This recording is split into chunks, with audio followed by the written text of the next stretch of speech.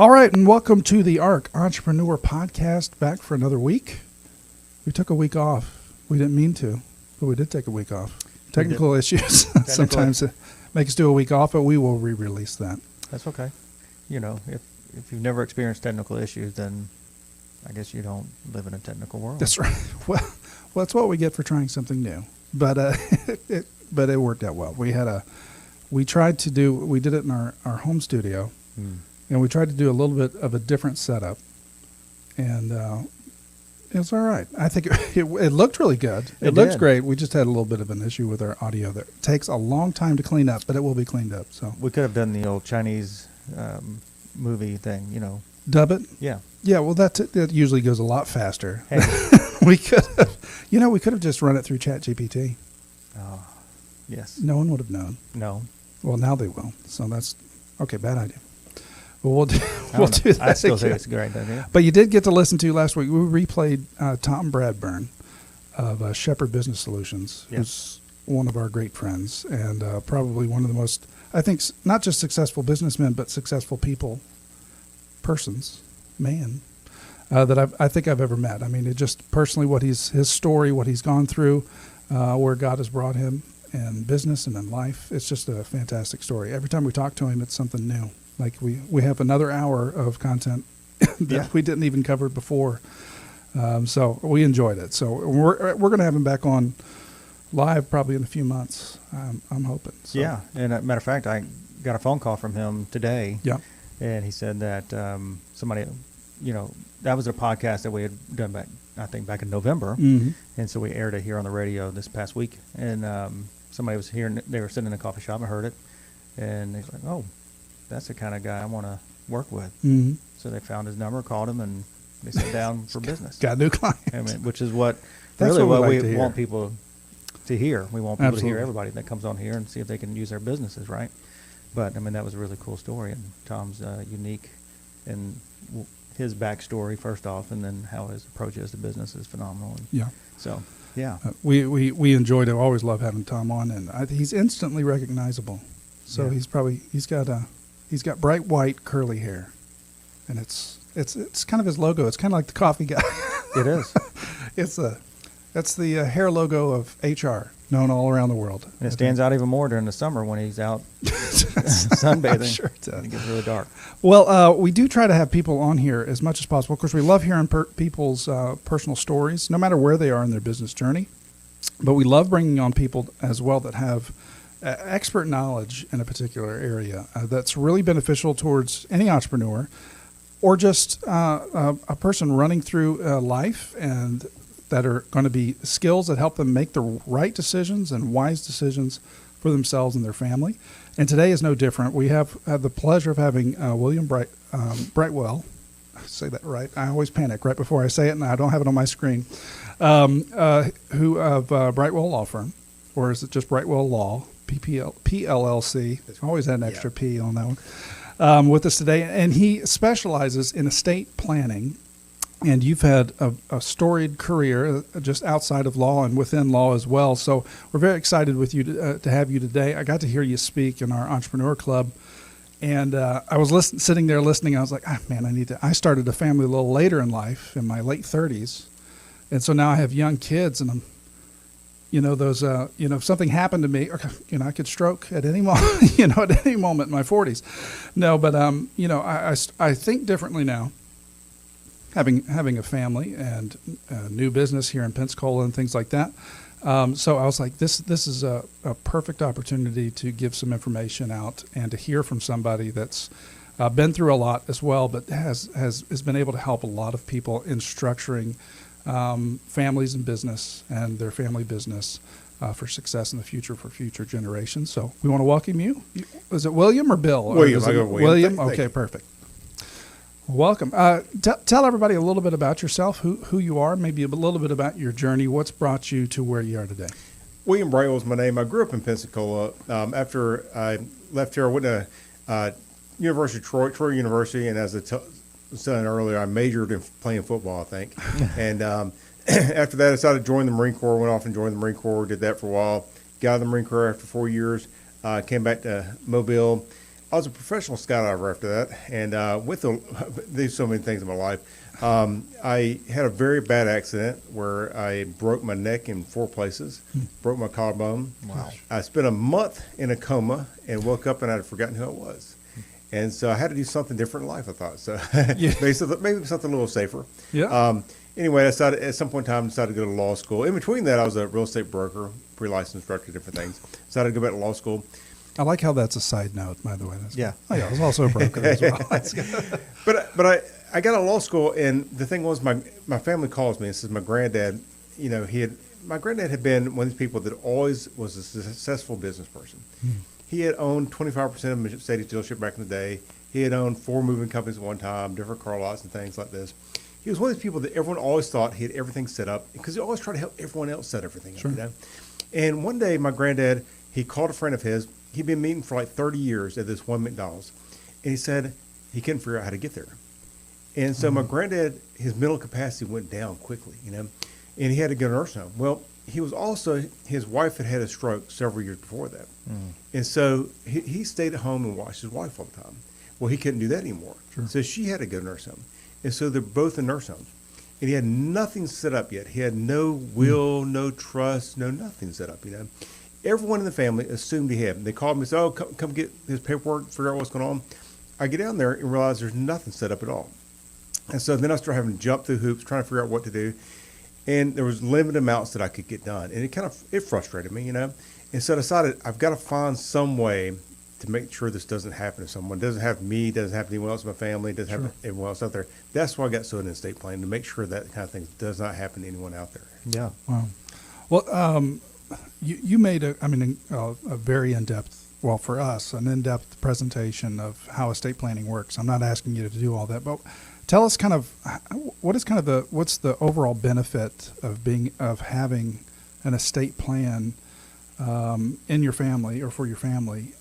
What are the major benefits? What do people look at? Because I know for me, I don't even know where to start on what to look at. What everyone looks at, which is not nearly all of it, is passing your assets. If something happens to you, they always look at if something happens to me, who am I going to pass my assets to, and make sure everything's set up like that. That's one minor portion of estate planning, really. Mm-hmm.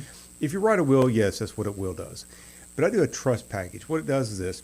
Basically, let's say if you're incapacitated, you're in a car wreck, you can't talk anymore, you can't make decisions. You need someone to be able to make medical decisions for you. Sure. This person needs to know what your wishes are. You need to trust them and make sure they'll do everything for you correctly. You also want a backup for that person, because what happens if you and that person are in the same car wreck together? Sure. And so you got to make sure you have a backup for that person. And that's just one aspect. You also got to make sure your financial needs are taken care of. So you got to have someone set up so they can manage your financial or all your asset needs, and also backup for that person. And then, of course, you've got to set up so if you have children, your children are taken care of, your spouse is taken care of, everything is taken care of. And then after that, if you decease, you want your assets to pass to someone. The big question today is how much it's going to cost you to pass your assets to someone else. And people don't realize. Everyone always asks me, about writing a will, and I always say, where there's a will, and people say, wait, and I say, no, there's a probate, because you've got to go through a will is instructions for a probate court. Yeah. And it's where you want your assets to go. Well, the problem is a probate court, you've got court fees, you've got a filing fee, and you've got you have to pay an attorney to go through probate. It's going to cost you 3% of the value of your estate. Typically, depends on how much it's worth, but roughly 3% of the value of your estate to go through a probate court case, So that's a good cost. And also, you're going to have 2 months to a year to finish it up, and just the stress your beneficiaries. All your beneficiaries are going to be stressed out because they don't know what's going to happen, and they've got to go to court, maybe testify. They've got to hire an attorney. They don't, have any idea what they need to file.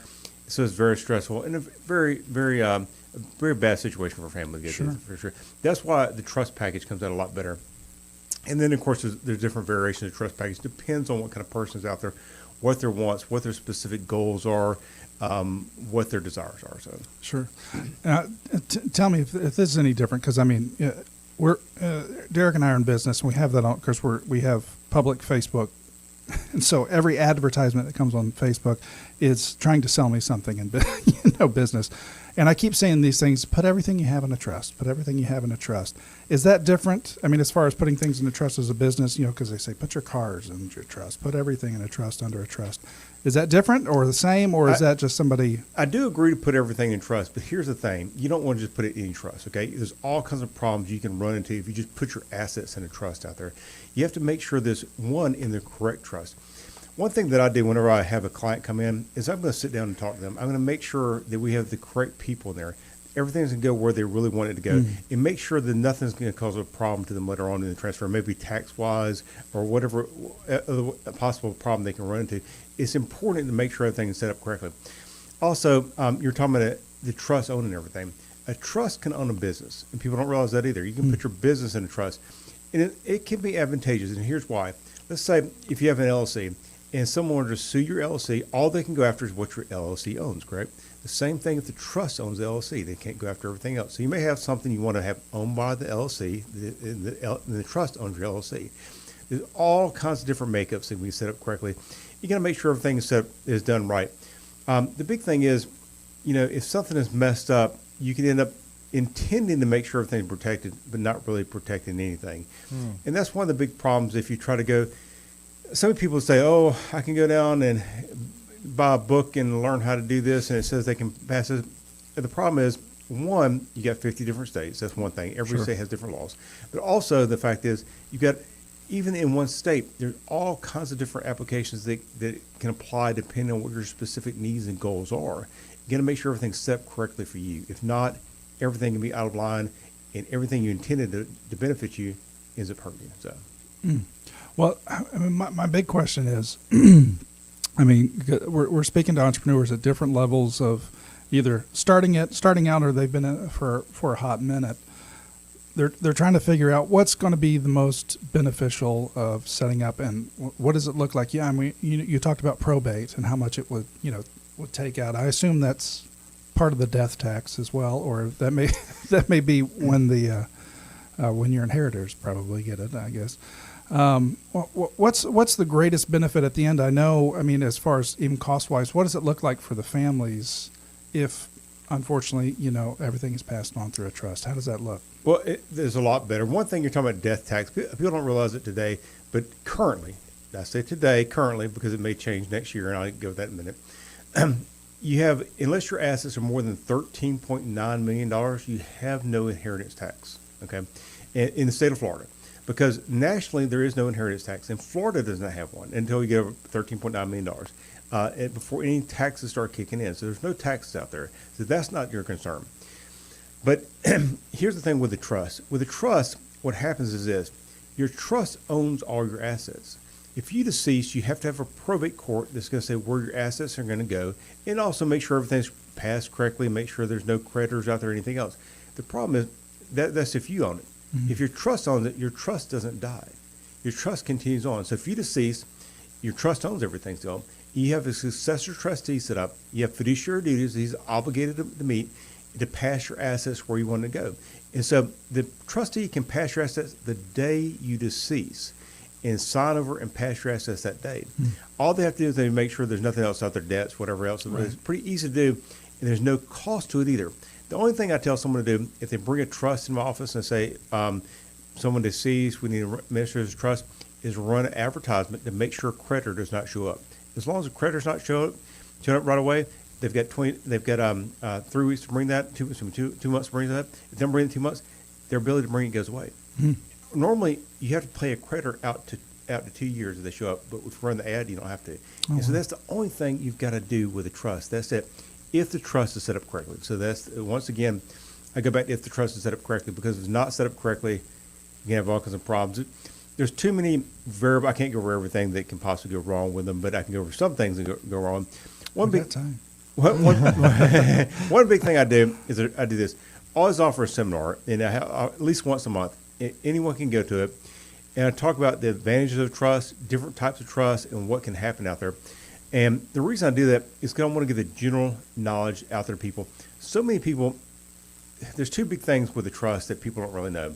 One is either they procrastinate stuff and they just put it off. I'm going to do it later. I'm going to do it later. And I think that's what my granddad did, I'm going to do it later. and all of a sudden it becomes too late. And so once it becomes too late, you can't do it. Another big problem is people feel like they don't have enough information about it. They don't know enough about it. Or today, you feel like there's too much information out there. Sure. Sometimes it's like, what's information I can believe? What's information I can't believe? There's so much stuff on the internet. So it gets very confusing about what to actually do. And so what I do is I give a class to provide information to people out there, and also help them reduce their procrastination. So many people, once they go out, this class, they've made a commitment to get out there and learn about what they can do, what they need to do to make everything happen. And so first thing I do is I congratulate people when they go in there, because I want to make sure they know that they're doing everything right. But then I give about an hour and a half speech as far as how it works with the trust, what it can do for them, and everything, different kinds of trusts they can set up, and so that they can best determine what they need to do. If they want to come back to me, I'll give everyone a discount after that. The reason I do, I don't have to talk to each individual group. It lets me talk to more people. If each individual group comes in there and sits in my office, and I talk to them for an hour and a half, I'm talking to one couple for an hour and a half. Then I've got to go to the next couple for an hour and a half. If I do a class and I've got 20 people in there, I'm talking to 20 people for an hour and a half. And so that way I'm able to talk to one big group at a time. And so it benefits me, so I'm going to give everyone a discount that comes into my seminar for sure. Sure. So kind of, obviously, I don't want you to give away your seminar, but you keep talking about different kind of is there a way you can maybe give us a little overview, especially, maybe there are people in different stages of life. I know the problem is a lot of times people who are younger in 20s, 30s, 40s, we're going to live forever. I've got plenty of time. I'm nowhere close to retirement age, that kind of thing. We keep putting things off and we don't plan. Are estate plan options, are they different by better for your age or by your assets, or how does that kind of line up? Well, here's a big thing with trust is you always have someone in your family that's kind of the black sheep of the family, and you may want to take care of the person, but you still have some kind of issue you got to watch out for this person. Let's say you have the different scenarios out there. Let's say you have one child, and this child is very successful. This child is a doctor, and this child has a lot of business acumen going on. The only problem is this child also has a career that can be prone to litigation. Sure. And so what if they're sued, and all of a sudden they're going to go after their assets, and you leave assets to them, and what's going to happen? Everything's going to be eaten up by this lawsuit. So that can be a concern right there. Another big common situation you have, let's say you have a daughter, and she marries this guy that is trying to suck every penny he can from her and get her money where he can. And so if you don't have it set up correctly and you leave money to her, all of a sudden he moves all the money in his name or gets divorced the next day after he inherits the money. And so therefore you lose a lot of the money that you went mentally for her right there. Or let's say if you have another child, you have the kind of problem child, and this child doesn't do anything right. He may drink too much or whatever it may be, And so this child, or may go, I'm going to go buy myself a new Corvette and see how fast I can go. Well, the problem, and then crashes it, What have you done for this child? Nothing. You've really done nothing. You've hurt them is what you've done. Yeah. So what you can do, you can set up all kinds of different trusts to limit what they can do, to stage the distribution over the years, to make it so that they have to complete a certain, maybe get a college degree to get their, a lot of times something I'll do is I'll make it so that they get 25% at a certain age, or if they graduate from college. Then if they get a master's or reach a certain age, they get another 50%. They get 50%. Yeah. And so there's different stages that will give them more depending on what happens over different times, periods past in life. And so it helps someone to enhance their life and not just get a big lump sum at one time. That's one big concern, because someone gets a big lump sum, especially if you're a young kid. When I was 18 years old, if someone had given me $200,000, I probably would have wasted it, Now I'll make sure it's taken care of. If you stage it over time, you spread it out, so they're more likely to take care of themselves versus wasting it or losing it or giving away their spouse or whatever it may be. So. Sure. Yeah. So we talked about your grandfather didn't have everything set up, and there's a lot of things even for me that I help people, always giving advice, and it took a long time before I got the estate set up. So my question is there like a percentage, is there studies that say what a percentage of Americans have their trust in place or are lacking in that? What's that? I've looked at for it. I can't remember what it is. It's very low. It's not near as high as what you think it would be. You would think that half the people is a small percentage of people. It's like 10% that have anything set up like that. Yeah. Wow. So most people do not. And what's scary, you were asking about my granddad a minute ago. One thing I'll tell you, my granddad, he had to go to nursing home, okay? Yeah. And my granddad went to nursing home for more than 500 days. Well, my granddad had, he was in a nursing home that was less expensive. It cost him only $300 a day. So there's more than 150 grand that he spent. His wife was in a nursing home at $350 a day for hers, and she was in there for about 8 years. Mm. And so it ate up their entire estate, okay? What the government says is if you have money to pay for it, they want you to pay for it. Yeah. After you do not have money to pay for it, you're not required to pay for it, and they'll start to step in. The problem is this. They want you to pay for it until you spend down to $2,000. The problem is once you spend down that amount, $2,000, you can't really take care of yourself if anything happens, you know? Sure. Yeah. Because you may need something yourself, like you may need a TV in your room, you may need new clothes, whatever it may be, got the dinner with family. You can't do that stuff because you can't save that money. Well, what you can do, I was talking about different kinds of trusts and everything, you can have a revocable trust, which you can basically change at any point in time. You have an irrevocable trust that provides you extra protection. What I've come up now with is what's called a PAT. Okay, I've went around different parts of the country, studied with different attorneys and everything else. The PAT, what it does is it makes sure that it kind of shifts between irrevocable and irrevocable trust. Depending on what happens to your beneficiaries, they're better protected. Okay, so let's say if they want to change it and get money out earlier, they can with it being a revocable trust. Or an irrevocable trust, let's say if they get sued, it becomes an irrevocable trust and their assets are protected like that. That's one big thing with moving things around as far as trust, as far as protecting different things that definitely advantageous for you. So. Yeah. I mean, Protect your home with the best in the business. Duncan Custom Gutter and Coppercraft. From seamless gutters to stunning custom copperwork, we deliver top quality craftsmanship that lasts. Say goodbye to leaks, fogs, and water damage with expert installation and repairs from the local pros you can trust. Call Duncan Custom Gutter and Coppercraft at 850-455-7246. Again, that's 850-455-7246. Or find us online at duncancustomgutter.com. Duncan Custom Gutter, where we say doing it right is cheaper than doing it over.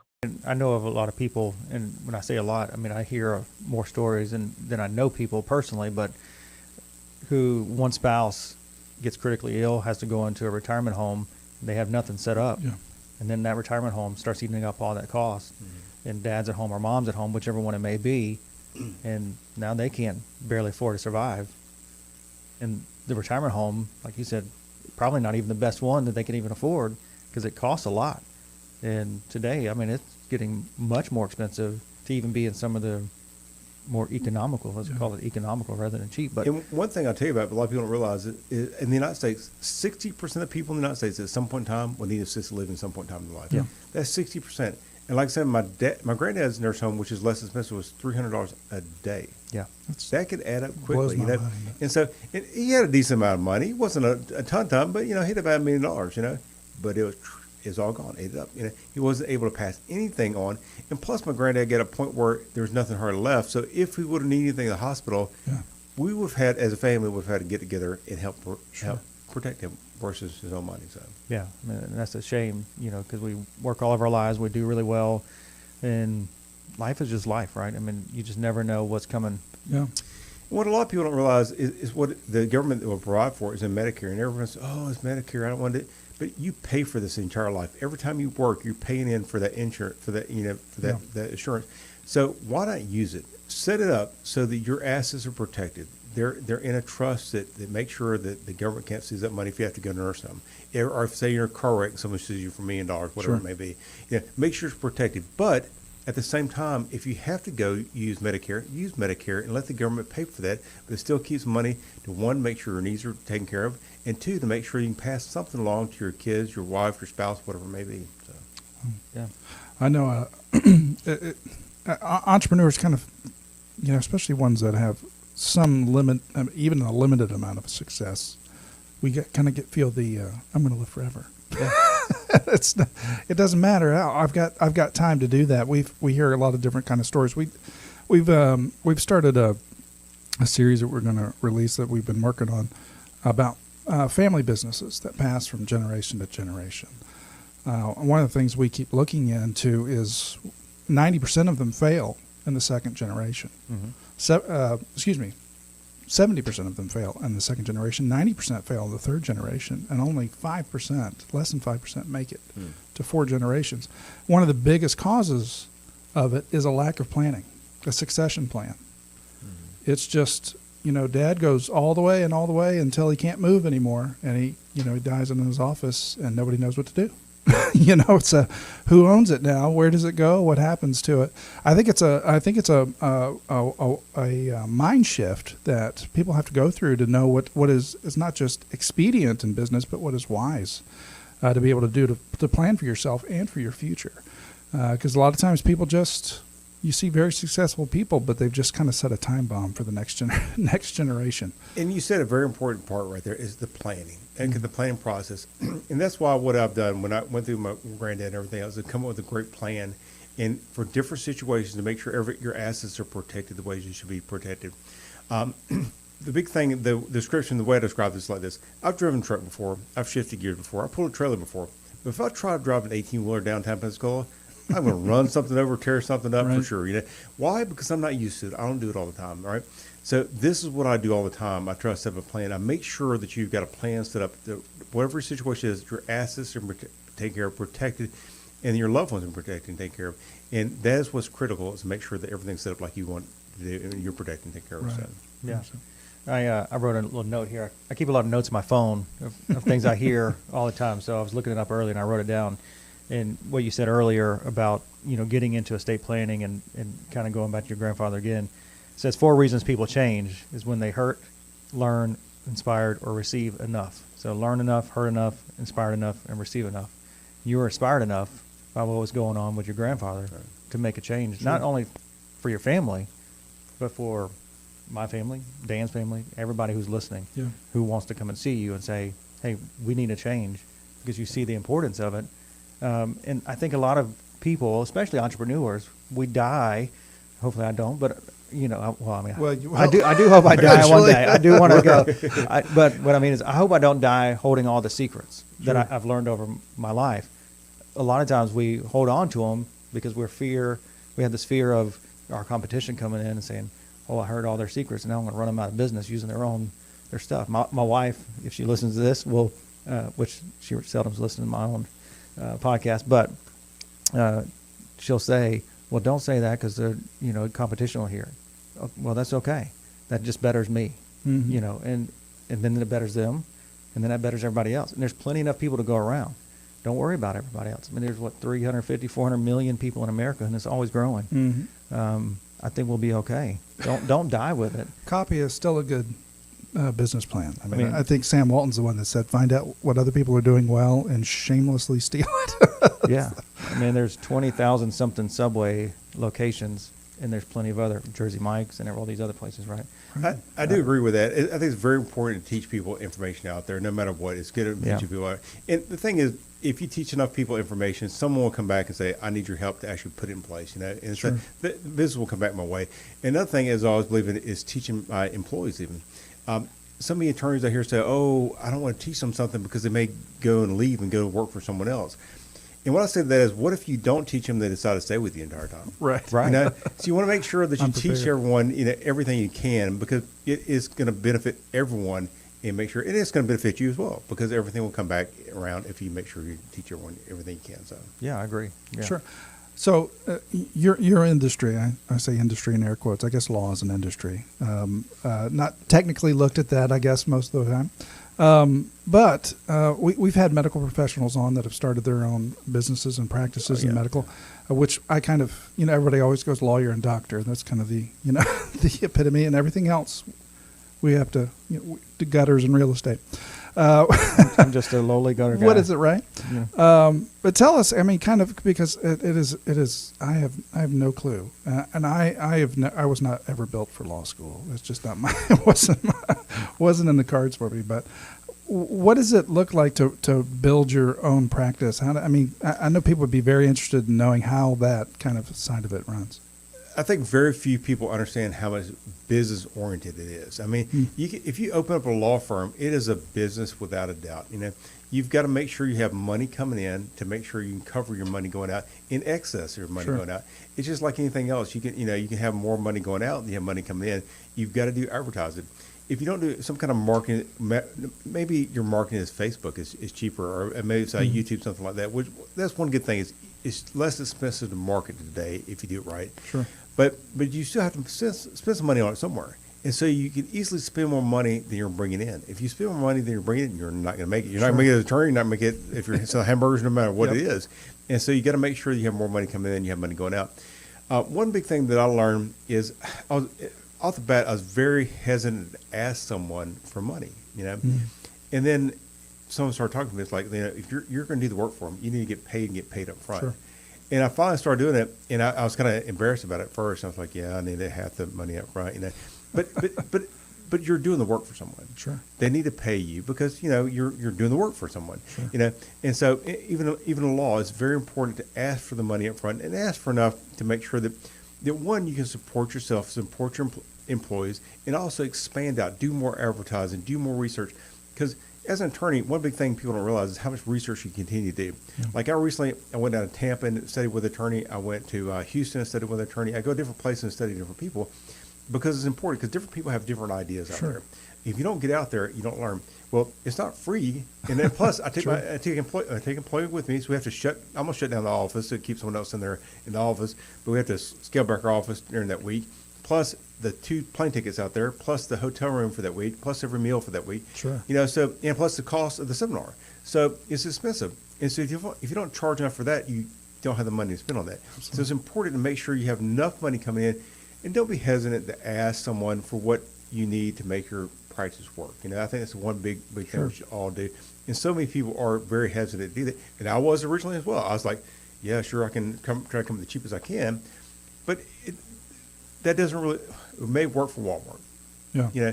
But most people it does not work for, especially if you have some kind of service industry job. Right. You need to make sure that you're charging enough. And don't be afraid to ask for enough because, the thing is, if you're putting the time, the effort into it, okay, and plus you got to compare to last year, inflation going up and everything else, you got to make sure that you're asking for enough proceeds to make it worth your time, worth the investment in learning different things that you're putting into everything. And another thing, so many people look at it and say, how much are you making per hour, which one big thing is I don't believe in hourly rate, especially when I'm doing estate planning. The big thing is, and I'm going to give you an example. Let's say if you have one guy come into the plumber and it takes him 10 hours to fix his job and your whole house floods out during that time and he finally gets it fixed and he charges you an hourly rate and it's $100 an hour and it's 10 hours, so it's $1,000. Another guy comes in and he fixes the job in 30 minutes. There's no extra flooding. He charges you $1,000. You're like, $1,000 for 30 minutes? That's terrible. But really, that's great because the guy has learned how to fix it in 30 minutes. Sure. Your house didn't get flooded, and so everything's better off for you. Yes, he made $1,000 in 30 minutes, but it was better off for you. And the same thing is, you got to realize no matter what kind of job you're doing, if you're a builder or a plumber, no matter what it is, if you learn more, you can charge more for that. Sure. You've got to spend more money to learn more.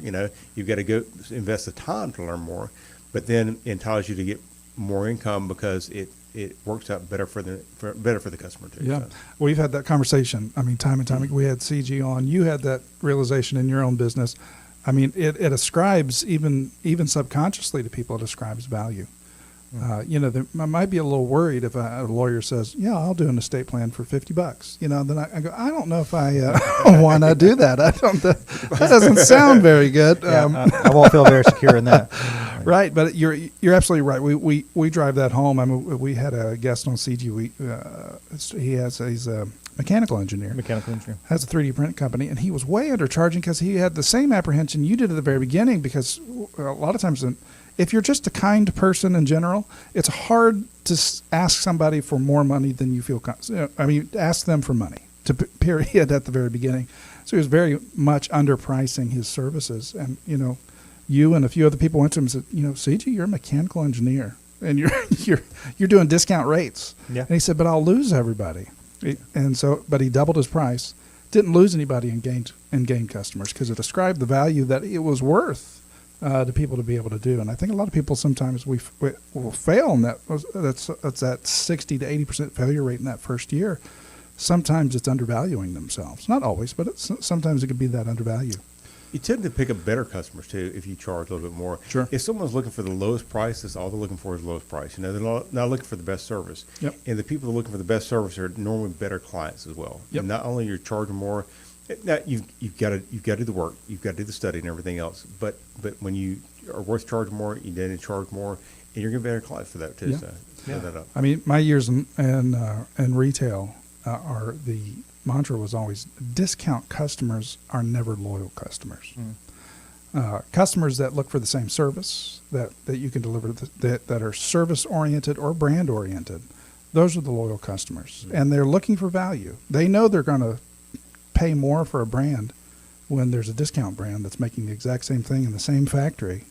But those customers are not the loyal customers, they're the brand customers, and they're ones that want the right service that you're offering and things like that. So there's an overall balance to it that I think we can undercut. Businessmen and women can undercut themselves by undervaluing themselves in a pure sense.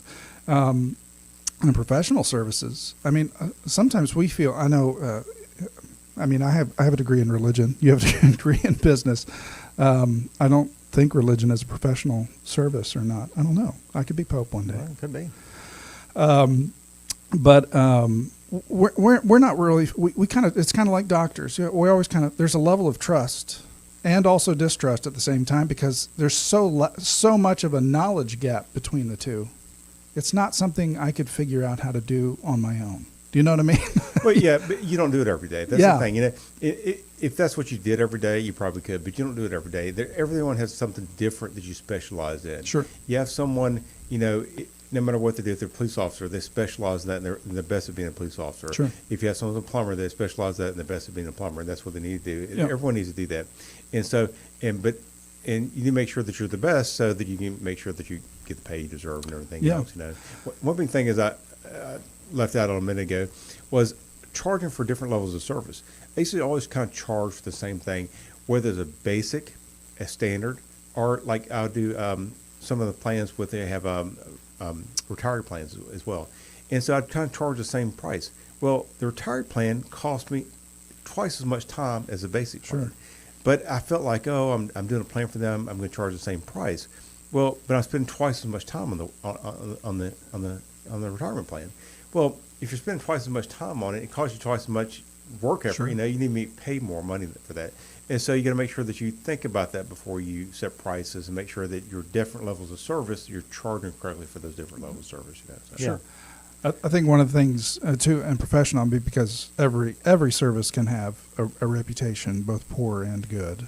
Lawyers don't always have a great reputation, whether they've earned it or not.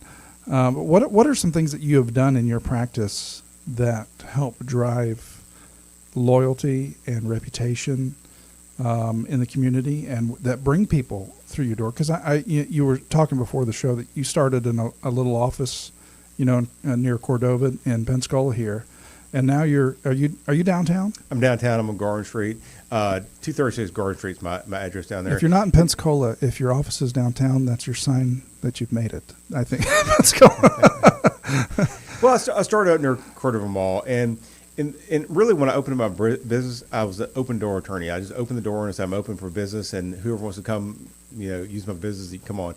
And I had no idea really at first what I was doing. I knew I graduated from law school. I'd taken the bar exam. I passed the bar exam. I had some books out there, but I really didn't know that much of what I was doing.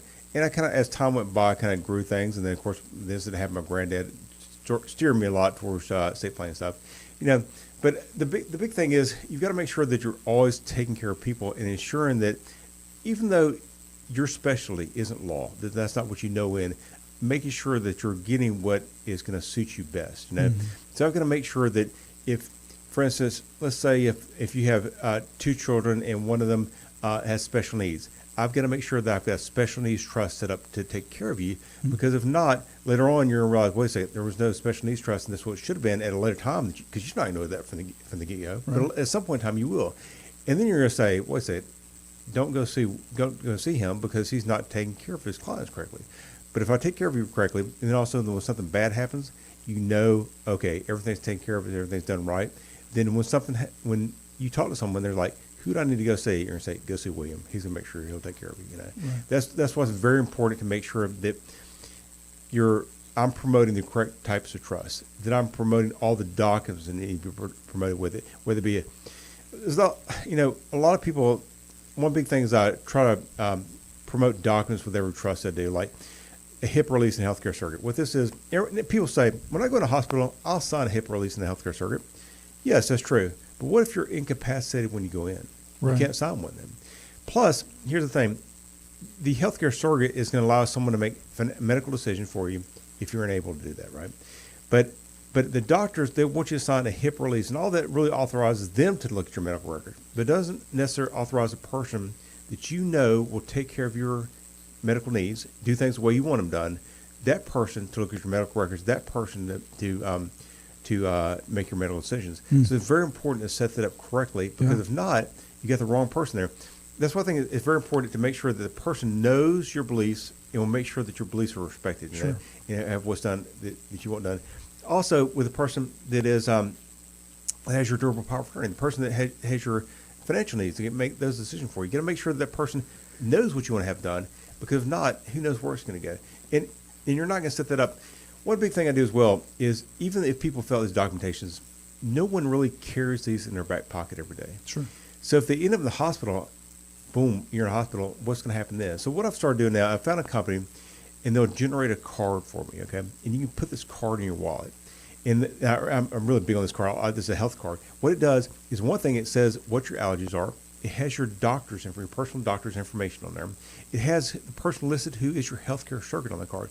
Also, they can scan it, and they can open up the documents for your healthcare surrogate, your HIP release, your durable power of attorney, everything right there. If you want to put pictures on there, you can put pictures on there as well. But open up everything right there. And the good thing about that is, if you're going to crash at midnight and they go in and scan it right in the hospital, they know right then who the person is. They can make medical decisions for you. So they don't have to hunt down.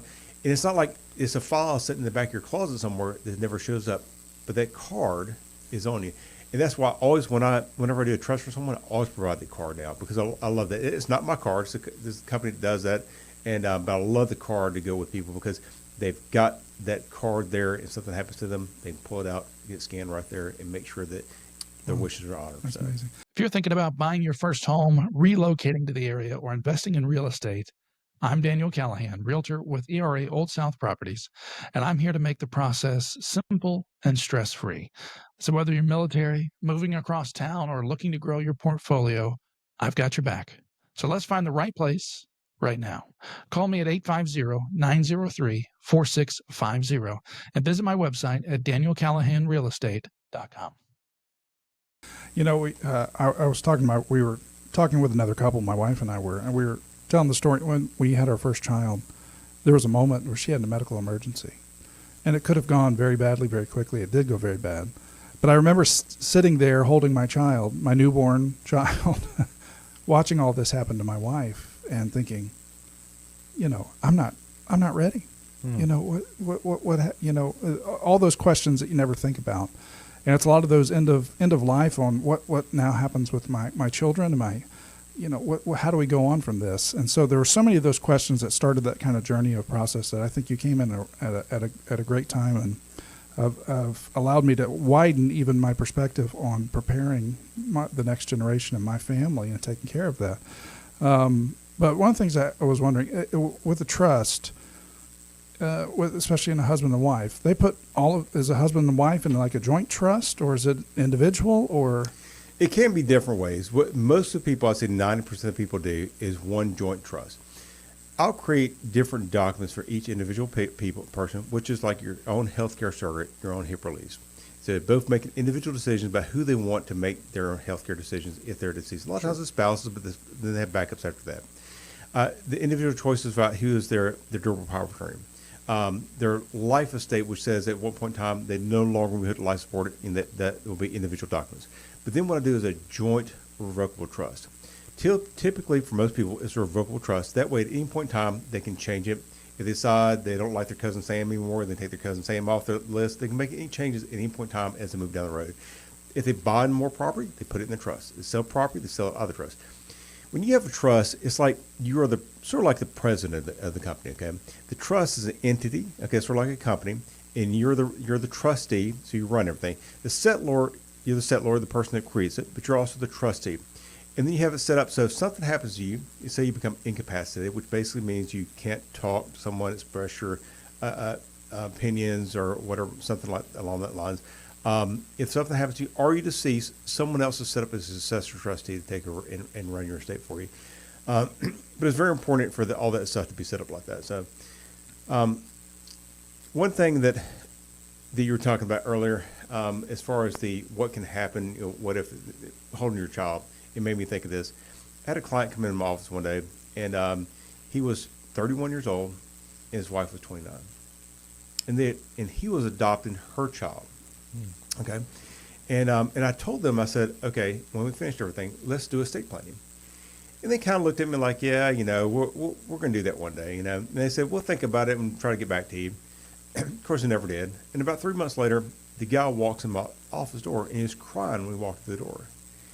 And I'm looking at him like, whoa, what's going on, And he said, we were getting out of the car at the grocery store, and my wife had a heart attack and fell down and died at 29 years old. Wow. Now, does that happen very often? No. But it possibly can happen, And so it took us about a year to go through all this stuff. There's all kinds of things for the child that weren't set up correctly. Nothing. They didn't have any estate plan done, because they never did it. And that's just one of the situations I always tell people, they'll say, well, I'll put it off. I'll do it later. But you never know when something's going to happen. Because you could always be out car crash. You use car crashes all the time. But, you could always be in a car crash and you got to make sure that everything's set up correctly for you if you get in a car crash. Sure. So, I'll tell you another story. I had a friend of mine. He was in pretty good shape. He's about 60 years old. And he used to run all the time and everything. And he wanted to come in and set up a trust plan. And he kind of wanted to come back and forth a few times. And I said, let's get it all set up and ready to go. Because what I always fear is we get something half set up, the person goes away and something happens in them. Then nothing's really set up for them. Sure. So I always try to get everything set up and finalized in one sitting. I'm going to get their information, talk to them one time, get everything together, and we're going to set a date. Okay, and normally about 2 weeks later, I'm going to write everything up. If I have questions, I'll give them a call. They're going to come back in, we're going to sign everything, have everything done that day. He didn't really want to do that, and finally he said, okay, I'm going to come do it. He said, I've got to go in for a minor procedure, but I want to make sure everything's done first. He went in for a minor procedure to the hospital. They transferred him to Birmingham, and he died. It was a freak accident thing, but he died. And what he wanted to have done when he got set up is he had one beneficiary and one son. That's all it was. But his son was sentenced to life in prison. And so if his son inherited his house, which would have happened if he didn't say anything correctly, his son would have inherited the house, but the son can pay for the taxes on it. And so the house would have been lost to the state. Nothing would have come up at all. He wanted to go to his friend. He said, I want to go to my friends so that at least someone is getting some benefit out of my house. So I set it up like that. And everything happened like that, worked like that. So it was great for his estate. Everything that he wanted to have accomplished was accomplished. If you want it set up like that, it wouldn't have happened. That's one big thing I still push today. Wow. Make sure that we get everything set up and done as quickly as we can and not have to drag it on. So Yeah. I think that's where we come back to that. We talked about it earlier, the value package, right? And going to the race to zero. We always talk about the race to zero when everybody's in this competition to see who can get the lowest price and come and see me for that. And people ask me, I run a gutter business, and people ask me all the time, well, what separates you from, why choose you over somebody else? And I say, well, that's a great question. Because me and the next guy are going to buy our supplies at the same place. Similar to, I always tell my... Not too many warehouses to buy that stuff. That's right. And so I tell what I call my Rembrandt story. I said, there's a lot of painters who bought their supplies at the same place that Rembrandt did. Can you name one of them? That's right. I said, but we remember Rembrandt. It's not really what material they bought, it's what they did with it. And that's kind of the same scenario here, right? It's not what school you went to. It's not what office you have, what car you drive. It's what you do with all that information and how you apply it. I mean, that really brings the value. And then going back to, the price. Yeah, I mean, when I do that, then I need to be able to charge it. And then you're not only thinking about the price and how much I can charge somebody, but how much value I can give to you beyond that. I think that's an exceptional way to lead. We've got about a few minutes left, but I wanted to kind of speak specifically, and it may not be directly in what you normally do, but speaking to business owners, because there's a lot of different situations, and people that own businesses, they own it wholly. They own half of it with a partner. Mm-hmm. They own things like that. And specifically to a business owner, How does a trust benefit, or how can they utilize a trust to protect their business assets, even their family's rights in their business assets, even if they're not whole owners? Well, the big thing is a trust has a lot more flexibility than, say, a will. Okay? Everyone thinks a will is a pass your assets, but the trust has a lot more flexibility. One good thing with a trust is a trust can stay in operation after you decease. You can have it set up so that it passes your assets and dissolves right away, but you can also have it stay in operation. You may have it set up so that someone will run your business for a certain amount of time. There's all kinds of different ways different people can set up for different businesses, different situations, whatever. But whatever you want to do, you can set it up for a trust. You may have someone that you want to run for a certain amount of time. You can set up your trust so that they're allowed, they're a trustee over that one section for a certain amount of time. You can do that. You may have someone that is an employee for years. You're saying, okay, they're going to have to finish this job for me. And so until then, they can stay, they live in the house of mine right now. They can stay living in the house for that period of time. And all this can be set up because you can have someone as a trustee that makes decisions and you say, these are my goals. This is what I want to happen. And so we want to make this happen. With a trust, you can do that. With a will, it's just going to pass your assets and that's it. Right, You know? you're done. With a trust, there's a lot more flexibility to do that. But there's all kinds of things, and it depends on what kind of business you have. Sure. We know you're talking about the different ownership mechanisms. I'd have to sit down and talk to individually Right. and come up with a good plan that works for your business. One big thing that I've done so many times is talk to so many different people about different situations. I've seen what works and seen what doesn't work. And some of it I've seen what doesn't work because I've done so many probate cases, Sure. where you see problems out there. Someone tried to pass some assets and it didn't work out. It wasn't set up correctly, You see what you do not want to have to happen, And so therefore I can set something up because I want to make sure that doesn't happen, Yeah. But some of it is experience what I've done right in the past, I've had someone come in my office before that had this type of business. They wanted to pass it on to their kids or wanted the kids to benefit from it. Maybe they had a family member or a friend that would want to run the business, but they wanted their kids to make some money off of it for a period of time, or maybe forever, whatever it may be. You can set up a trust to handle your estate in that manner. So. I know you've got some questions too, but my last question that was kind of in my head, how does it impact taxation or any of that kind of stuff by having a trust outright on your assets? Well, the big thing is it can depend in different ways. Depends on what kind of assets you have. One thing, if you obviously you have more than $13.99 million, you definitely need to set up trust to pass your assets. You're going to lose out big time. At that point in time, the inheritance tax kicks in. But even after, let's say you have a retirement plan, you have 401k, something like that, or an IRA. There's all kinds of negative. They're going to have to pay a lot more taxes. What the government's going to want them to do is take that money and pay a lot more taxes on it. You can set up a staged distribution. If you set up you got to set up a certain trust to manage just your IRA, but you can set up so that it will pass them in a lot more beneficially as far as taxes go. Maybe a house transfer is not going to cost you anything to set up a transfer correctly. There's all kinds of things you can have set up correctly. Depending on your situation, there's 100 different scenarios out there. Sure. But you've got to make sure it's set up correctly to pass your assets without being taxed. There is no inheritance tax. If you get $13.99 million, if you're over that amount of money, you've got lesser problems, I think, in my opinion, anyway. But you may say you have more problems because sometimes you do. If you have that much money, there's so many different problems out there looking for different. Sure. And I definitely say someone like that, come talk to me because we'll have to do something different for that kind of person, and we've got to do a lot more work to set that up. But we can. That's the big thing. For different situations, we apply the correct kind of trust, the correct kind of distribution of our assets, and make sure that the taxes will be passed on the least amount possible. So, Yeah. So I got a question. I got 5 kids.